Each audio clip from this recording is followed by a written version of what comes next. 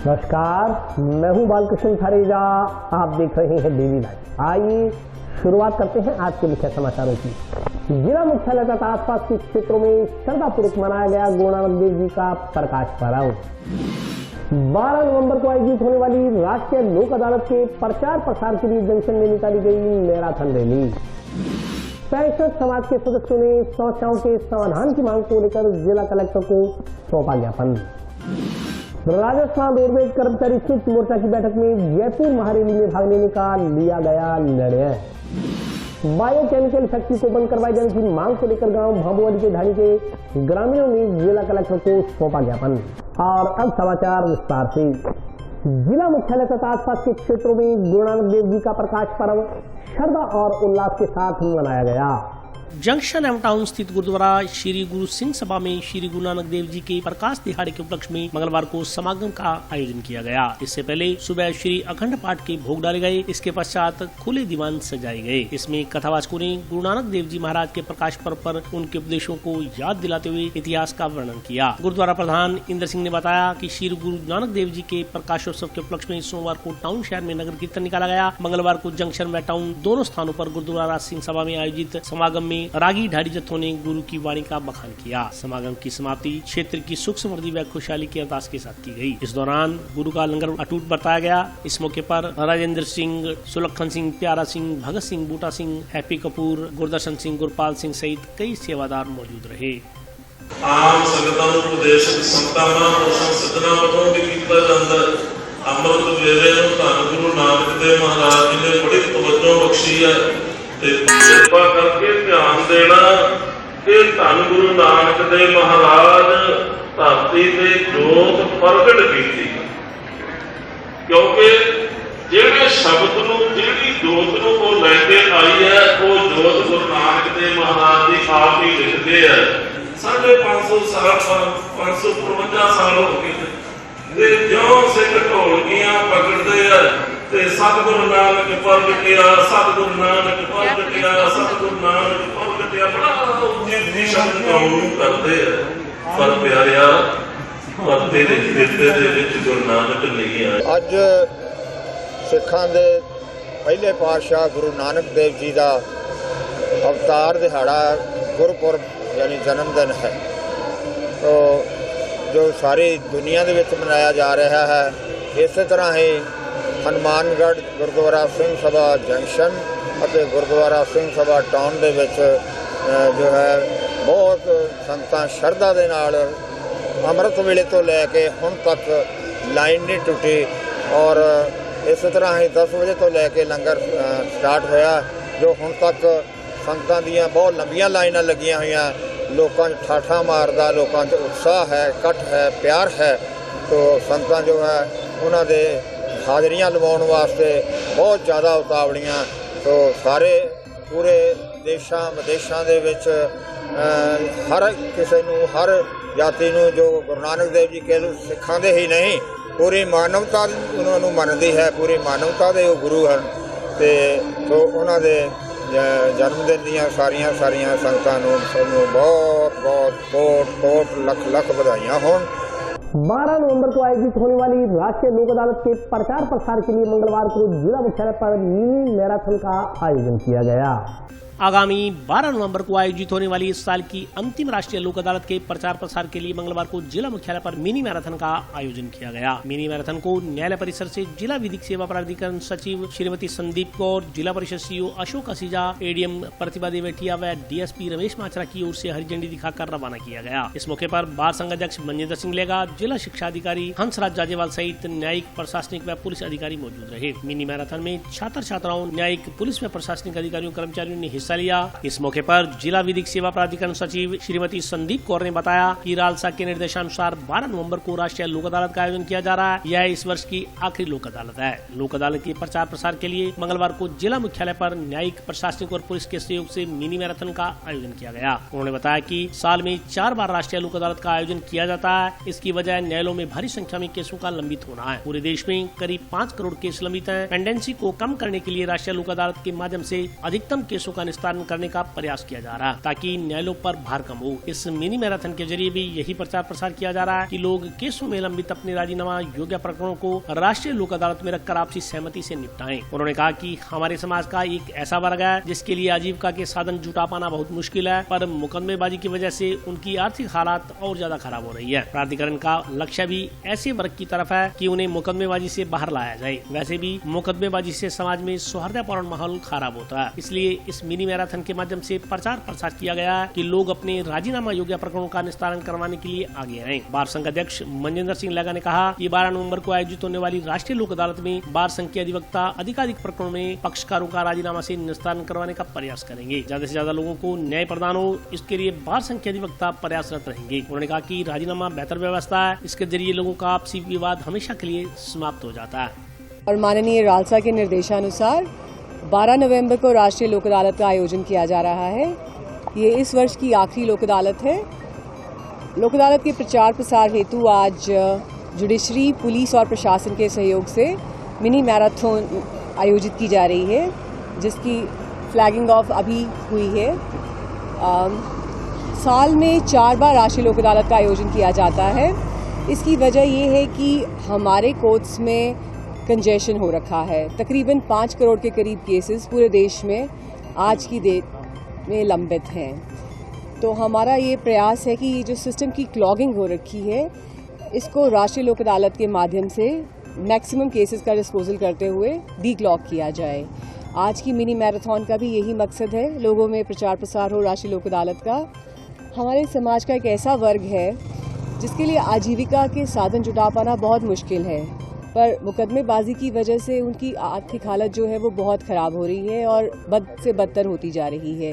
तो हमारा टारगेट उस सेक्शन की तरफ है कि हम उसको मुकदमेबाजी से बाहर लाएं। और वैसे भी जो मुकदमेबाजी है, इससे समाज में सौहार्दपूर्ण माहौल ख़राब होता है। तो हम चाहते हैं हनुमानगढ़ में इस मिनी मैराथन के माध्यम से लोक अदालत का प्रचार प्रसार करें, ताकि ज़्यादा लोग आगे आएँ जिनके कोर्टों में राजीनामा योग्य केसेस लंबित हैं। दिनांक 12/11/2022 को मेगा लोक अदालत, राष्ट्रीय लोक अदालत का आयोजन किया जा रहा है, जिसमें बढ़ चढ़कर राजीनामा के जरिए मुकदमों का निस्तारण करने का प्रयास किया जाएगा। और हमारी बार संघ के संपूर्ण अधिवक्ता जो है वो पक्षकारों में राजीनामा करवाने का बेहतरीन प्रयास करेंगे। और हमारा यही प्रयास है कि ज़्यादा से ज़्यादा मुकदमों का निस्तारण हो सके और लोगों को न्याय मिल सके। राजीनामा एक बेहतर व्यवस्था है जिसके ज़रिए लोगों में आपस में विवाद जो है वो हमेशा ही के लिए ख़त्म हो जाते हैं। तो ये एक जिसके लिए आज जो है मैराथन रखी गई है और आज विधिक चेतना शिविर भी लगाया जा रहा है, जिससे लोगों में चेतना का प्रचार किया जाए कि लोग राजीनामा की तरफ अग्रसर हो। पेंशनर समाज के सदस्यों ने जिला कलेक्टर को ज्ञापन देकर समस्याओं के समाधान की मांग की है। पेंशनर समाज के सदस्यों ने नवनियुक्त जिला कलेक्टर का स्वागत करते हुए ने फूलों के गुलदस्ते सौंपे। सदस्यों ने बताया कि जिला कलेक्टर को पेंशनर समाज की समस्याओं से अवगत करवाने के लिए एक ज्ञापन भी सौंपा गया। उन्होंने बताया कि पूर्व में सेवानिवृत्त होने वाले कर्मचारियों को 80 साल की उम्र में फुल पेंशन मिलती थी। अब जिला प्रशासन के माध्यम से सरकार से हमने आग्रह किया है कि 65 साल पर 5%, 70 साल पर 5%, इसी प्रकार 75 साल पर 5% और 80 साल पर 5% बढ़ोतरी के हिसाब से पेंशन दी जाए, ताकि तमाम कर्मचारियों को इसका लाभ प्राप्त हो सके। सेवानिवृत्त पेंशन कर्मचारियों ने बताया कि नए सेवानिवृत्त होने वाले कर्मचारियों को भी कर्मचारी संघ से जोड़ने का काम किया जा रहा है। आज नवनियुक्त माननीय जिला कलेक्टर महोदय का स्वागत करते हुए पेंशनर समाज की तरफ से पेंशन की समस्या के संबंध में एक ज्ञापन प्रस्तुत किया गया है। पहले जो पेंशन हमें 80 साल पर फुल पेंशन मिलती थी, उसके लिए हमने सरकार से निवेदन किया है कि हमें 65 साल पे 5%, 70 पे 5%, 75 पे 5% और 80 पे 5% के हिसाब से पेंशन दी जाए, ताकि सभी कर्मचारियों को इसका लाभ मिल सके, क्योंकि 80 साल बहुत कम कर्मचारी पकड़ पाते हैं। आज यही मुद्दा था और माननीय जिला कलेक्टर महोदय का स्वागत किया गया। हम उनको व्यक्तिगत रूप से उनसे मिलते हैं और उनको संघ से जोड़ने की पूरी कोशिश करते हैं और लगभग हमारे कर्मचारी जुड़े हुए हैं। राजस्थान रोडवेज कर्मचारी संयुक्त मोर्चा की बैठक डिपो परिसर में आयोजित हुई। बैठक में जयपुर में आयोजित होने वाली महारैली में भाग लेने वाले विचार विमर्श किया गया। राजस्थान रोडवेज कर्मचारी संयुक्त मोर्चा हनुमानगढ़ आगार की बैठक मंगलवार को जंक्शन में आयोजित हुई। इसमें एटक, सीटू, इंटक के प्रदेश पदाधिकारियों ने हिस्सा लिया। बैठक में इंटक के प्रदेश के उप महासचिव संजय चौधरी, सीटू के सतवीर चौधरी, इंटक के शंकरलाल, जगजीत सिंह, विकास सारण, सुनील, नायब सिंह, पृथ्वी महला, ताराचंद बरोका आदि लोग मौजूद रहे। वक्ताओं ने सरकार से रोडवेज की नई बसों की खरीद के साथ रोडवेज में नए कर्मचारियों की भर्ती करने की मांग दोहराई। वक्ताओं ने कहा कि पूर्ववर्ती भाजपा सरकार के पदचिन्हों पर चल रही वर्तमान गहलोत सरकार ने न तो रोडवेज को पर्याप्त नई बसें दी और न ही नई भर्ती की। प्रदेश के मुखिया खुद की सरकार बचाने में व्यस्त हैं। सरकार ने मांगों को लेकर हुई वार्ता में आश्वासन तो दिया है, लेकिन लागू नहीं किया जा रहा। इस कारण रोडवेज कर्मचारियों को आंदोलन की राह पकड़नी पड़ रही है। मुख्यमंत्री खुद की सरकार बचाने के साथ रोडवेज को भी बचाने की तरफ ध्यान दें। एटक के deputy general secretary Sanjay Chaudhary ने बताया कि राजस्थान रोडवेज के संयुक्त कर्मचारी मोर्चा के बैनर तले 20 सितंबर से 9 चरणों में आंदोलन चल रहा है। आंदोलन के 5वें चरण के तहत मोर्चा के प्रदेश पदाधिकारी सभी डिपो में जाकर रोडवेज कर्मचारियों को उनकी मांगों के लिए संगठित करने के उद्देश्य से सभाएं कर रहे हैं। उन्होंने कहा कि आज के दौर में रोडवेज के हालात इतने खराब हो गए हैं कि जहां रोडवेज में 4,500 बसें हुआ करती थी, वहां आज रोडवेज के बेड़े में 2,500 बसें ही रही हैं। इनमें से भी आधी गाड़ियां दिसंबर में कंडम हो जाएंगी। रोडवेज में कर्मचारी काफी थे, आज रोडवेज में 10,000 कर्मचारियों की कमी चल रही है। रोडवेज बसों को चलाने के लिए न तो चालक परिचालक हैं और न ही कार्यालय में काम करने के लिए कर्मचारी हैं। रोडवेज बसों को ठीक करने के लिए मैकेनिक भी नहीं है। रोडवेज के सेवानिवृत्त कर्मचारियों को 8-9 माह के बाद भी परिलाभ का भुगतान नहीं किया गया। रोडवेज में कार्य करने वाले कर्मचारियों की स्थिति यह है कि 1 तारीख को मिलने वाला वेतन 2-2, 3-3 माह बाद मिल रहा है। सेवानिवृत्त कर्मचारियों को 2-3 माह बाद पेंशन मिल रही है। आज रोडवेज के हालात किसी भी दृष्टि से उचित नहीं है। इसलिए संयुक्त मोर्चा के बैनर तले बैठक की गई है। आगामी 17 नवंबर को जयपुर में महारैली निकाली जाएगी। इसमें पूरे राजस्थान से रोडवेज कर्मचारियों की संयुक्त कर्मचारियों के संगठन के सदस्य हिस्सा लेंगे। इसके बाद 19 नवंबर को सभी इकाइयों में ढोल बजाओ सरकार जगाओ का कार्यक्रम होगा। 22 से 23 नवंबर को लगातार 24 घंटे के लिए दिन रात धरना दिया जाएगा। 23 नवंबर की रात्रि की समाप्ति यानी 24 नवंबर शुरू होने पर 24 घंटे के लिए रोडवेज के चक्के जाम किए जाएंगे। उन्होंने कहा कि इसके बाद भी सरकार ने रोडवेज कर्मचारियों की 13 सूत्री समस्याओं का समाधान नहीं किया तो संयुक्त मोर्चा को भी अवधि समय के लिए रोडवेज की हड़ताल करने का निर्णय लेने को मजबूर होना पड़ेगा। बैठक में शिव कुमार शर्मा, राकेश मुंड, अर्जुन यादव, महावीर जोशी, दयाशंकर, सई राम यादव सहित अन्य कर्मचारी मौजूद रहे। और मैनेजमेंट में जो लोग आते हैं, आईएएस लोग आते हैं, उनको रोडवेज की परिभाषा का पता नहीं होता। इसको प्रयोग वाला समझते चले जाते हैं, इस रोडवेज को घर पे ले जाते हैं। पूर्व में जो सरकार थी भारतीय जनता पार्टी, उसके अंदर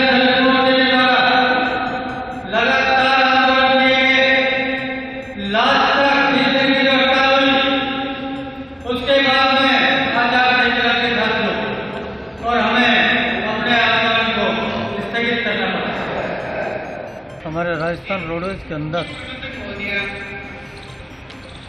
संयुक्त मोर्चा सभी घटक दलों का बना हुआ है और संयुक्त मोर्चे के बैनर के तले 20 सितंबर से 9 चरणों के अंदर आंदोलन चल रहे हैं। जो ये 5वां चरण सभी डिपोओं के अंदर प्रदेश के पदाधिकारी जाके इस रोडवेज के कर्मचारियों की मांगों के लिए और संगठित होने के लिए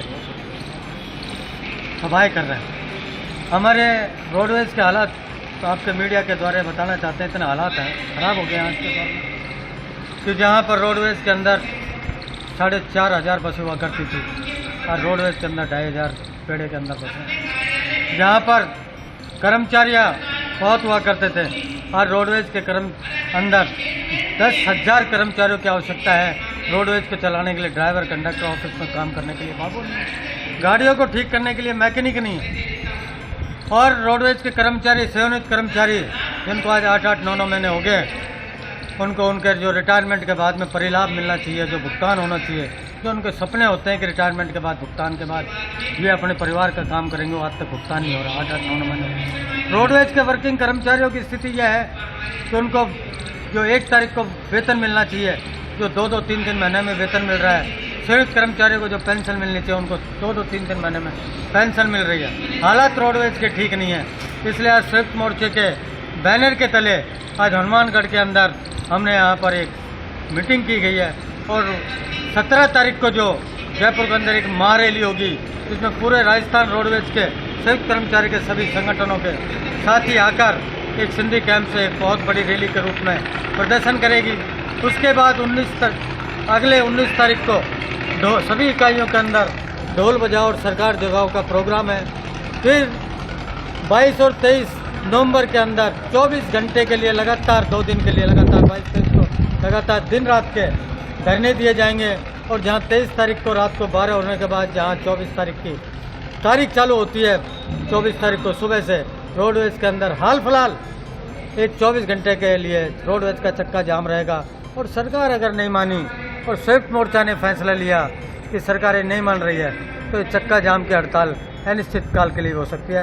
आज हमारे जो संयुक्त मोर्चे के बैनर के नीचे जो 5वें चरण में हमारे यहाँ मीटिंग का आयोजन किया जा रहा है, जिसमें हमारे प्रदेश के एटेक, शिट्टू, इंटेक और जो पदाधिकारी आए हुए हैं, वो उसी चरण में हमारे हनुमानगढ़ डिपो को जो हाईकमान से आदेश मिला है कि हमें आज ये प्रोग्राम है, 17 तारीख को हम बड़ी तादाद में जयपुर जाएंगे, वहाँ पे हम एक रैली का आयोजन करेंगे। अगर सरकार ने फिर भी हमारी मांगों पे विचार नहीं किया तो उसके बाद हम 19 तारीख को वही ढोल बजाओ सरकार जगाओ प्रोग्राम करेंगे। फिर भी हमें न्याय नहीं मिला तो हम 2 दिन के धरने और 23 की रात को 12 बजे के बाद यानी 24 घंटे की जो है हम हड़ताल का बंद का आह्वान किया है उसको हम लागू करेंगे।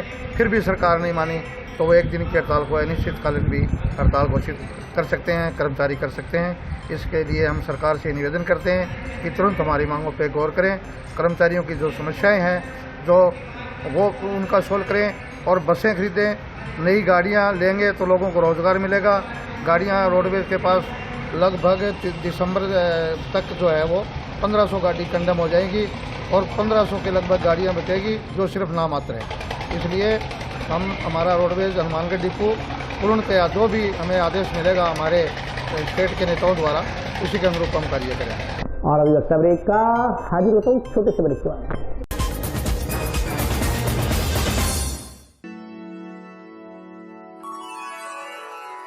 यूं तो कई बार मुझे हंसते देखा है,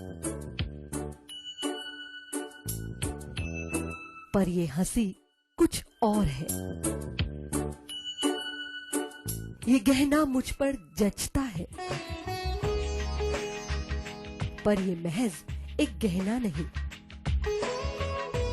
ये रूपरेखा है मेरे मन की, हंसती खिलखिलाती लहरों की,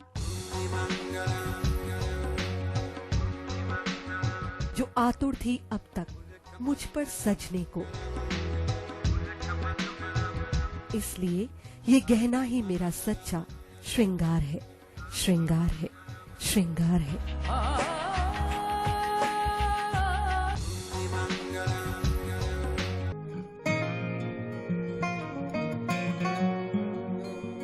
बेटा सतीश, देख बेटा, बिजली का बिल आया है, कोई छूट भी मिली है क्या? बजट में तो मुख्यमंत्री जी छूट देने के लिए बोल रहे थे। अरे हाँ माँ, इसमें तो 750 रुपए कम करके आए हैं। अरे वाह, धन्यवाद मुख्यमंत्री जी। सिर्फ आपको ही नहीं, प्रदेश में ये छूट किसी न किसी रूप में सभी को मिल रही है।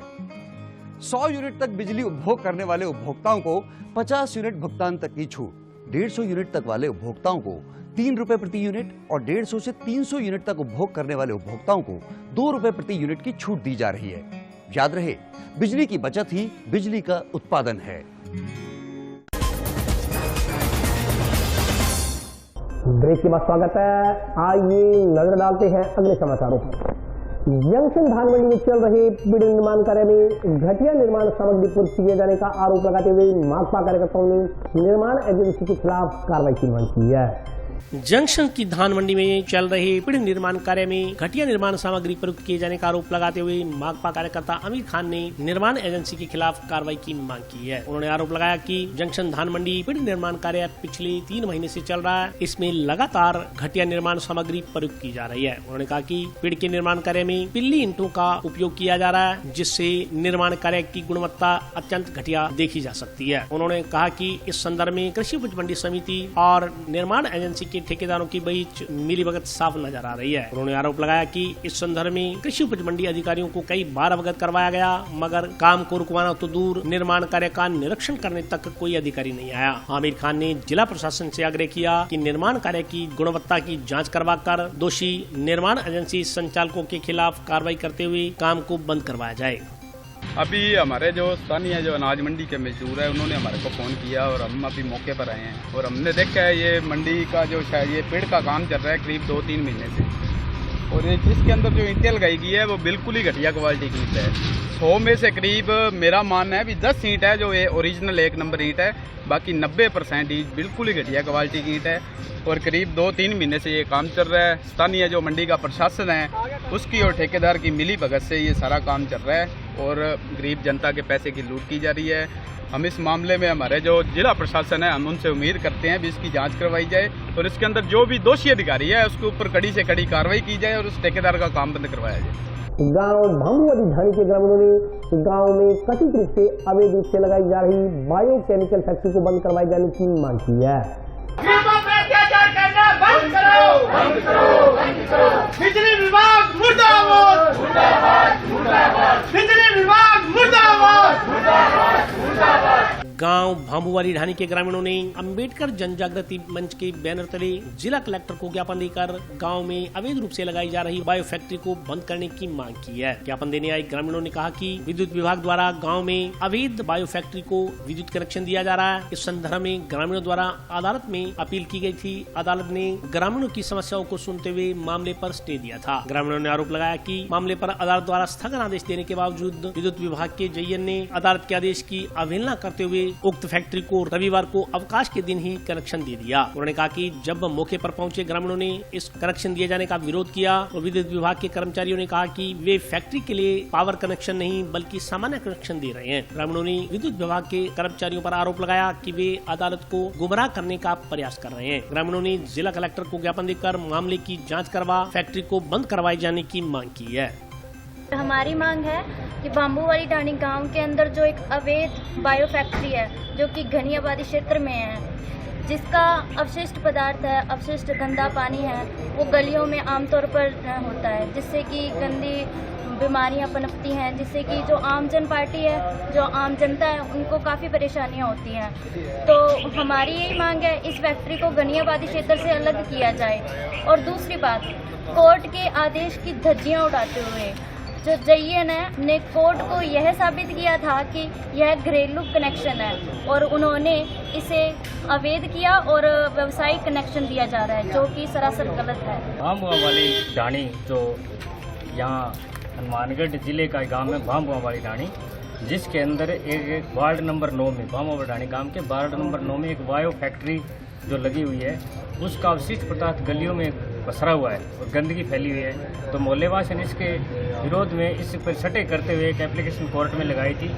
तो एप्लीकेशन पर कोर्ट ने उस पर सटे कर दिया और इन्होंने सटे के बावजूद जयन ने वहाँ पर कोर्ट को लिखा कि ये घरेलू कनेक्शन दे रहे हैं, जबकि उसमें फैक्ट्री के अंदर व्यवसायिक कनेक्शन दिया जा रहा है। जब ग्रामीणों ने इसमें रोष प्रकट करते हुए कल रविवार को ये लगा रहे थे, ज़बरदस्ती कनेक्शन कर रहे थे, तो ग्रामीणों ने जब इसका विरोध किया तो बोला कि मेरे पास अभी कोर्ट का आदेश नहीं है, लेकिन कोर्ट का आदेश आएंगे तब लगा देंगे, लेकिन एक बार हमें लगाने दो इसको। तो ग्रामीणों ने इसका विरोध किया। बहुजन समाज पार्टी अगर इस दलित गरीबों की बस्ती में इस प्रकार की गंदगी जानबूझकर फैलाई जा रही है और जानबूझकर इन लोगों को, गरीबों को दबाया जा रहा है, तो ऐसा बहुजन समाज पार्टी कभी नहीं होने देगी और उस ग्रामवासियों के, उन गरीबों के साथ बहुजन समाज पार्टी खड़ी है। और अगर हमें आंदोलन, अगर हमारी मांग पूरी नहीं करते हैं, जिला कलेक्टर महोदय को आज ज्ञापन दिया है, अगर हमारी मांग पर किसी अगर कार्रवाई नहीं होती है तो बहुजन समाज पार्टी पूरे जिले में इस आंदोलन को तीव्र करेगी, तेज करेगी। राजस्थान रोडवेज बस के एक परिचालक ने डिपो अधिकारियों पर निरीक्षण के नाम पर बेवजह तंग परेशान करने का आरोप लगाया है। राजस्थान रोडवेज के एक परिचालक ने स्थानीय मुख्य डिपो संचालक पर कर्मचारियों को परेशान करने का आरोप लगाते हुए परिचालकों को टॉर्चर किए जाने का आरोप लगाया। सरदार शहर से हनुमानगढ़ रोड पर चलने वाले राजस्थान रोडवेज के उक्त परिचालक ने आज आरोप लगाया कि डिपो मैनेजर चालक परिचालकों को परेशान करने के लिए गाहे बगाहे नए नए तरीके इजाद करते रहते हैं। उन्होंने कहा कि आज उनकी बस में सरदार शहर डिपो के निरीक्षणकर्ताओं ने सवारियों की टिकटें जांची। इस पर सभी सवारियों की टिकटें सही सलामत पाई गई। गई। इसके बावजूद निरीक्षणकर्ताओं ने जबरदस्ती परिचालक से तू तड़ाक करते हुए उन पर बिना टिकट के सवारियां ले जाने का आरोप लगाया। परिचालक ने बताया कि टिकट जांचने आए कर्मचारियों ने प्रत्येक सवारी से टिकटें देखी, लेकिन कोई भी सवारी बिना टिकट बस में यात्रा करते हुए नहीं पाई गई। इसके बावजूद निरीक्षणकर्ताओं ने 2 सवारियों को बिना टिकट यात्रा करवाने का आरोप लगाते हुए रिमार्क लगा दिया। परिचालक ने कहा कि निरीक्षण करने आए कर्मचारियों ने बस में यात्रा कर रहे सवारियों से भी पूछा, तब सवारियों ने इस बात की गवाही दी कि परिचालक ने प्रत्येक यात्री की टिकट काटी है। दूसरी ओर डिपो मैनेजर दीपक भोबिया ने परिचालक द्वारा लगाए जा रहे आरोपों को बेबुनियाद बताते हुए जांच प्रक्रिया को राजस्थान रोडवेज विभाग की नियमित प्रक्रिया बताया। उन्होंने कहा कि बसों का अचानक निरीक्षण करना विभाग का अधिकार है और इसमें कुछ गलत नहीं है। मैं एक हनुमानगढ़ डिपो में बस सारथी के रूप में कार्य कर रहा हूँ सर 2018 से। कोई मेरी इनकम डाउन नहीं है किसी प्रकार की। मेरे को सर जितना भी हो रहा है मेरे साथ सरासर ये मतलब पीड़ित किया जा रहा है मेरे को। और कल भी मेरी गाड़ी चेक की है, आज भी मेरी गाड़ी चेक की है। मेरी गाड़ी के अंदर कोई सवारी नहीं है मिली है। मेरी पूरी गाड़ी एक टिकट मेरे पास वीडियो बनी हुई है, किसी के पास बिना टिकट नहीं था कोई। और इन्होंने यहाँ से सरदार से डिपो में फ़ोन किया, चीफ साहब का नाम लिया, उन्होंने बोला भी हाँ आप उसकी गाड़ी चेक करो। उन्होंने गाड़ी चेक की। हाँ उनका फर्ज बनता है गाड़ी चेक करने का, कोई दिक्कत नहीं है, करो चेक करो, हम चोरी करते तो हमें पकड़ो। लेकिन मेरी गाड़ी के अंदर कोई भी सवारी नहीं थी। मेरे पे दबाव डाला, बोला आपने हमें देख कर टिकट बनाई है, लेकिन हमारे टिकट के ऊपर इशू टिकट का टाइम आता है सर। कोई ऐसी टिकट नहीं थी मैंने कोई देख के बनाई है, लेकिन धक्के से मेरे साथ जबरदस्ती 2 सवारी का मार्क लगा के गए हैं वो। सरदार सर डिपो के एटीए हैं सर। इस सवारी के पास टिकट नहीं है, लेकिन सभी सवारी के पास टिकट थी सर। मेरे को डिपो से निकालना चाह रहे हैं वो, मतलब और नया बंदा लाना चाह रहे हैं, क्योंकि ये अपने बंदे लग रहा है। हाँ प्राइवेट हूँ सर मैं, हमारा चीफ साहब है सर। तो सर एक डिपो से दूसरे डिपो में चेकिंग के लिए तो फोन करते हैं, ये तो बरबली बात है, ऐसी बात नहीं है, करते हैं। चलो गाड़ी चेक हो, कोई दिक्कत नहीं है, हमें करनी चाहिए गाड़ी।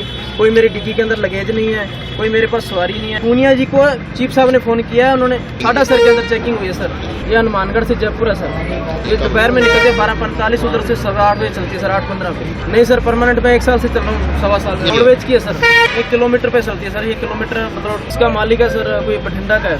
मैं 6110 में आया हूँ जयपुर से हनुमानगढ़। हनुमानगढ़ में मेरी बेटी का बीएड में नंबर आ गया, तो गाड़ी से कराने के लिए आया था। मैंने उनके प्रति में 3 आदमी थे, 3 सीट टिकट लिया, काउंटर से ले लिया था।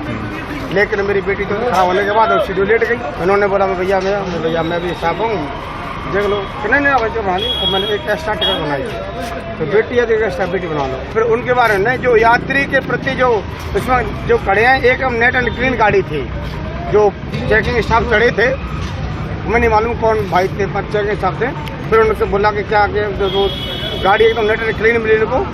पता नहीं गेट पे आके उन्होंने क्या किया कि यात्री बता रहे थे टिकट पास नहीं है। तो बोला मैं ड्राइवर का जान पहचान वाला हूँ, क्या भगवान को मालूम है।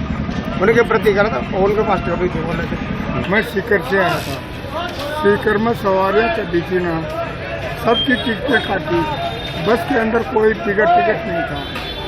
उन्होंने जबरदस्ती कहते हैं कि उसको टिकट कहाँ से चढ़ाए, कहाँ से टिकट ली, अंदाजा ऐसे करने लगा। एक भी बिगड़ टिकट नहीं था। हाँ वो चेकिंग वाला जबरदस्ती थी। ये सरदार सर डिपो में है, ट्रैफिक मैनेजर है रवि कुमार, उनके द्वारा गाड़ी चेक की गई है, बिना टिकट यात्री पाए गए तो रिमार्क लगाया गया है। इसमें इसी पर बस सारथी हरप्रीत सिंह को मेरे द्वारा 2-3 दिन पहले चेक किया गया था, जिसमें 11 सवारियां बिना टिकट पाई गई थी और उसका रिमार्क लगाया गया था मेरे द्वारा। 11 सवारियां बिना टिकट पाया जाना और ज़बरदस्ती रिमार्क लगाना, ये कहाँ तक संभव है। और इसमें उसके खुद के द्वारा सहमति हस्ताक्षर किए गए हैं, उसके ड्राइवर के सहमति हस्ताक्षर हैं। और अब ये जो कल का जो ये बता रहे हैं 2 सवारी का बिना टिकट, ये सरदार सरागार के द्वारा चेक की गई है। और जो भी विस्तृत जो भी है डिटेल है वही बता पाएंगे। मेरे पास जो रिपोर्ट आई है उसमें ये 2 सवारी बिना टिकट पाई गई थी और रिमार्क की जो है वो भी कल शाम को यहाँ पर इसने बस स्टैंड पे आके हंगामा किया है, उसके बाद में मेरे को पता चला। रंजिश तो किस चीज़ की है वो तो वही बता पाएगा, क्या उसके माइंड में चल रहा है क्या नहीं है। बाकी जो काफ़ी टाइम से मेरे विरुद्ध ये चल रहे हैं, कुछ 8 निगम के कर्मचारी हैं, उन्हें वही लोग जो है किसी से भी रिमार्क लगाया जाता है, कोई भी अगर ड्यूटी नहीं करता उसको सही ड्यूटी के लिए पाबंद करता है तो वो उसको उकसा के निगम की छवि खराब करने का प्रयास कर रहे हैं, जो काफ़ी टाइम से कुछ लोग लगे हुए हैं। तो आज के लिए बस इतना ही, कल फिर हाजिर होता हूँ नए समाचारों के साथ, तब तक के लिए नमस्कार।